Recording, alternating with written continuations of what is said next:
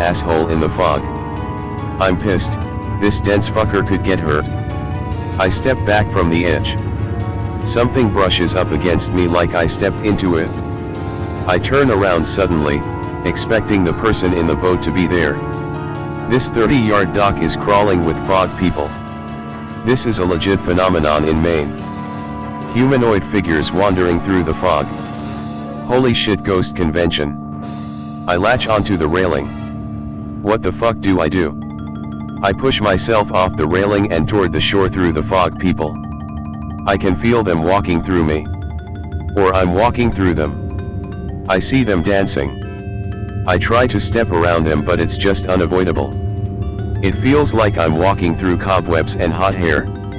I jump down onto the beach once I'm close enough and rush up out of the fog. I turn the headlights of the Escalade on and can see them clearly now.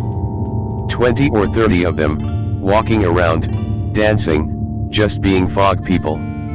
I climb into the SUV and call my friend. Hello. Fog people. All over the docks. Calm down, David. They walked through me, Elvira. Not her real name. No, you walked through them. Are they pissed? No, just happy to live again. Are you serious right now? Do they look like they're going to eat you? No.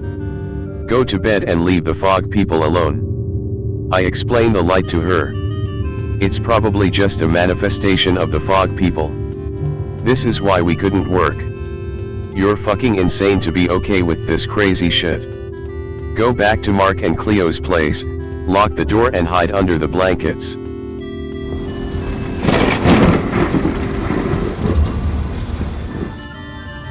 Sitting in town one night, full moon, window down listening to music. Guy and gal walk by, wave and say hello. I wave back. Nice couple. I turn down the car radio and get out to walk around the car. I park down at the boatyard near one of the waterfront bars. I sit down on the hood and light up a cigarette. Girl walks up and asks for one. I offer her the lighter and a cigarette. She joins me on the hood after lighting up. Is this your job?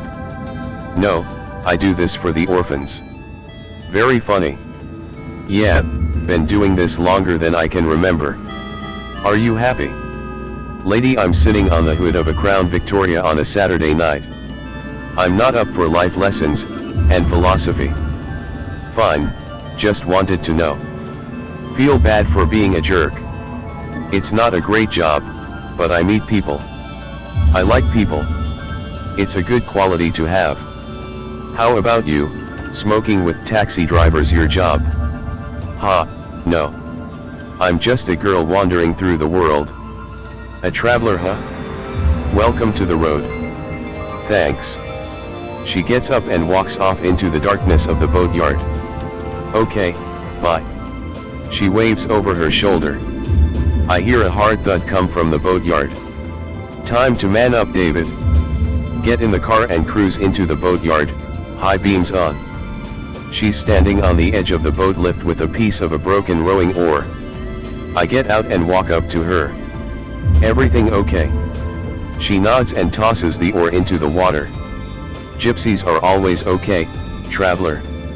She looks over her shoulder toward me, her eyes are that weird reflective kind that animals are, so you know that they're about to run out in front of you. Nope, nope, nope. I get back in the car and back out of the boatyard. Radio to Central to send the cops down. They find a broken oar and her jacket, but nothing else. Cop friend tells me they chased some gypsies off the public beach the morning after. Gypsies come through town a lot, they fuck around up in Canada too much.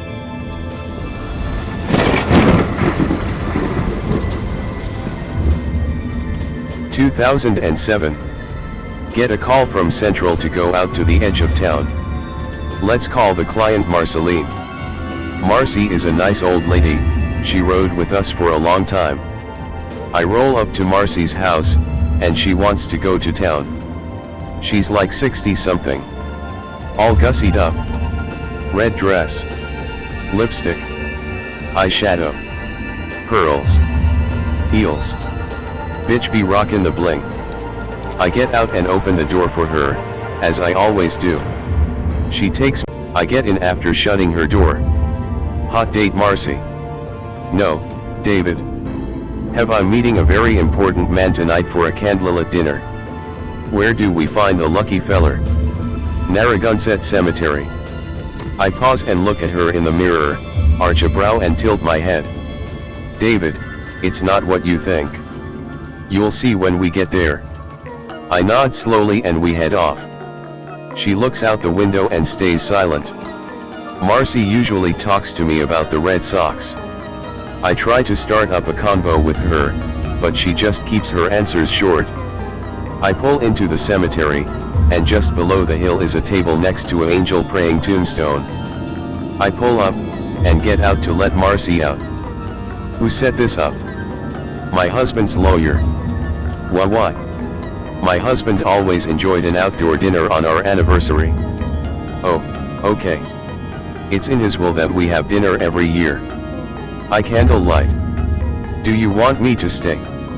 David, who is going to bother me in a cemetery? Good point, Marcy.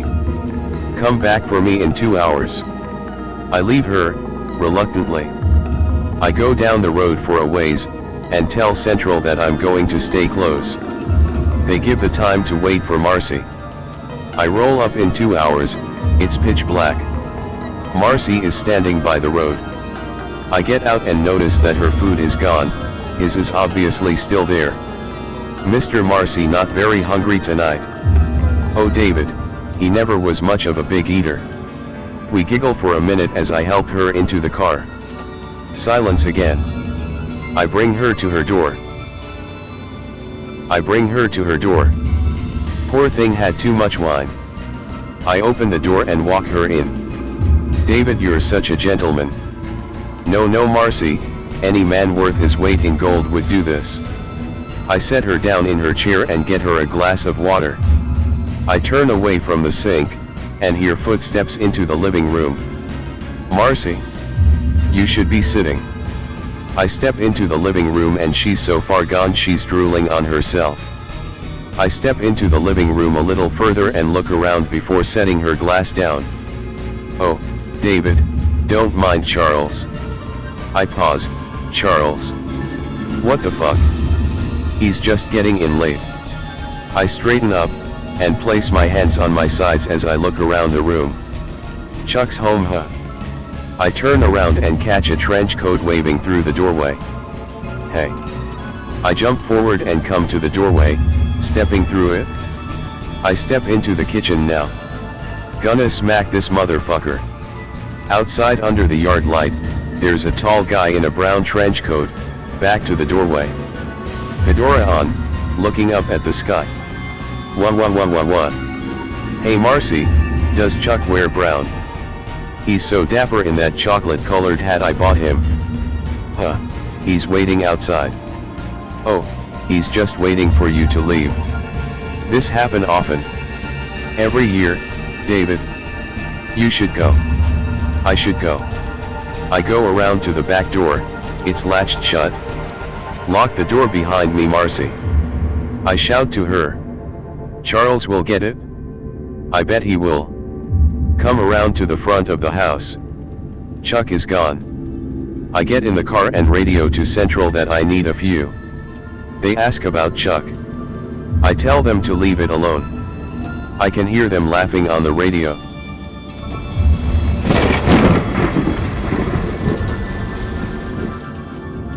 This is a short one, but you can probably experience it too up here. Late October. A few days before Halloween. Driving on a rainy night. How do I get talked into this? Leaves falling out of the trees getting stuck to the windshield. It's a fun time. Roll the window down to smoke. Cigarette dangling out of the window while I cruise down to the next city along the coast to pick up a homeless guy and bring him to the hospital up my way that'll take him. Groovy tunes on the radio. I come around a tight bend, and hug the line a little closer than I should have. White Toyota is in my lane. Holy fucking shit, gonna die. Jerk the wheel to narrowly miss the car. Come to a stop to get my wits. Crazy fucking kids. This is what MTV gave us. Frazzled, lost cigarette. Light another one and park for a minute, puffing to some white lion. Tapping the side of the car listening to the music. Some guy grabs my arm and leans in. You okay, mate?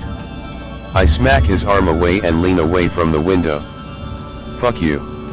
I shout like that's going to scare off the woods demon that just tried to tear off my arm. Friendly middle-aged guy, greased hair, shit-stained mustache. Hey man, just checking on you. Glance in my rear view and spot the Toyota sitting behind me. Whoa man, you scared the shit out of me. Sorry, I said hello, but guess the music was too loud. You're okay right? Yeah. Sorry for yelling. It's cool. There are a couple of deer in the road up ahead, watch yourself. I nod and he gets in his car and pulls away. I take a minute and cool off. Put it in gear and roll on. Round the bend he was talking about and come to screeching stop, turned sideways in the road. That's not a fucking deer. It's not even a couple off yucking deer. Middle of the road stands a moose, over the top of a dead moose's body. Moose is ripped to shreds, got hit by a moose blender or something. Other moose is standing guard. I inch up on the guardian moose and it lowers its head ready to charge. I stop and beep the horn. It lifts its head and steps aside. I cruise by slowly. Moose turns its head, as if it's scoping me out for the guy who did this to its wife buddy whatever. I pull beyond the moose and stop, looking back through my mirror and the other moose lays down next to the dead one. Okay, time to leave, same way, cause there's no other road that is as direct. Past the moose carcass, but no guardian moose. Round the bend again and discover it's been hit by a dump truck. Took its head clean off. Slow down as we pass the head, and those damn eyes were looking at me. Felt like it anyway. Fuck this shit. Drive off. Passenger was asleep anyway.